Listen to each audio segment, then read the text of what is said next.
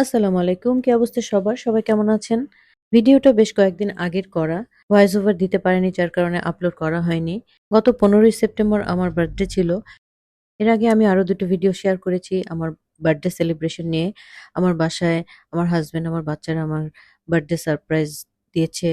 আমার বড় ছেলের ফ্রেন্ড এসেছিল। সেদিন আমাকে সারপ্রাইজ দেওয়ার জন্য তারা আমার বার্থডে সেলিব্রেট করে গিয়েছে আমার বাসায় এসে।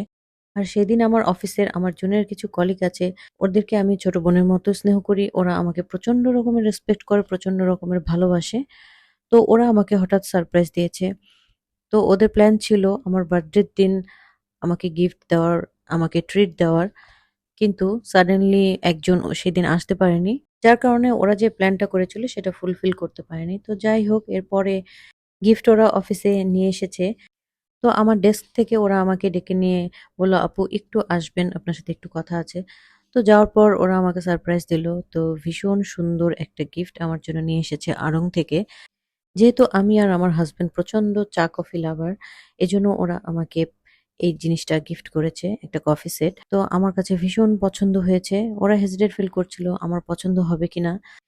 কেউ ভালোবাসা দিয়ে একটা সুতা গিফট করলেও সেটা আমার কাছে অনেক বেশি মূল্যবান। তো কেমন হয়েছে গিফটটা অবশ্যই কিন্তু কমেন্ট করে জানাবেন।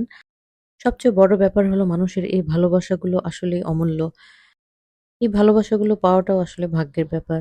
তো যাই হোক এই ছিল আমার আজকের ভিডিও। ভালো থাকবেন সবাই। আল্লাহ হাফেজ।